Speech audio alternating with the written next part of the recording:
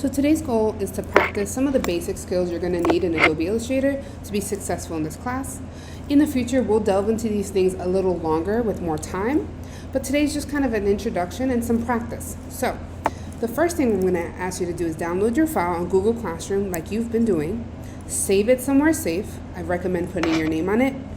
Now, for this first part, your job is to arrange objects. So to arrange objects, we mentioned in class, you're going to have to select on an object, go to Object on the top, hit Arrange, and then decide what option you need. So if you need something to come all the way in front of everything else, it would be Bring to Front.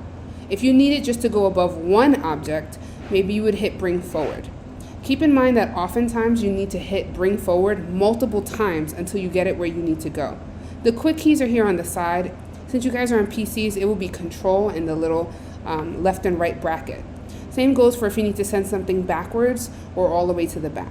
So for example, I'm going to zoom in by hitting Control plus, Command plus on a Mac.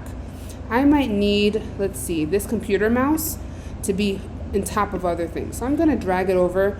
It looks like it's actually in the right place. Let me find something that's not in the right place. This little wire thing, it should be kind of behind the computer, not in front. So I'm going to click on the wire.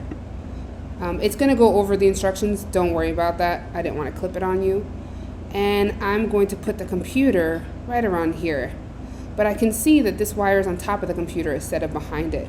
So I can take the computer itself, go to Object, Arrange, and I can bring it all the way to the front. And you'll see that now the wire looks like it's behind the computer. And I'm going to repeat that with all the little objects on this desk until this image on the right looks exactly like this image on the left. Okay?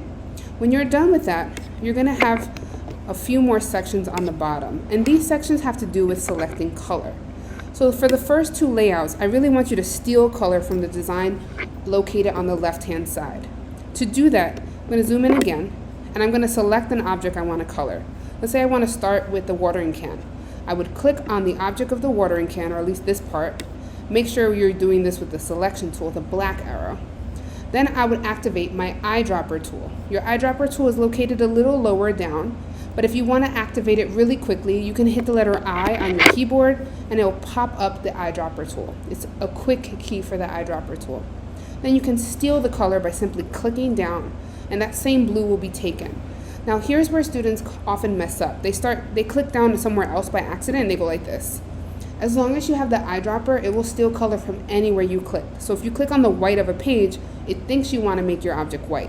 So I'm going to hit Control Z to undo. I'm going to make sure I go back to this tool, the selection tool, then click on my next object. And repeat it one more time. Eyedropper, select. Now if I don't want to keep clicking on my toolbar, the quick key for the selection tool is the letter V. So if you hit the letter V, you can click down on something. Let's say I want to do the background. Then you hit the letter I, you can steal the color. And you can keep swapping between the letter V and I, and it'll kind of make the pace of this a little faster for you. You also have the option of selecting more than one thing at once by holding Shift.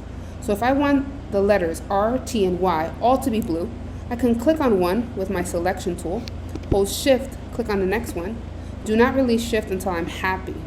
I have all three selected. I can tell because there's a box around all three.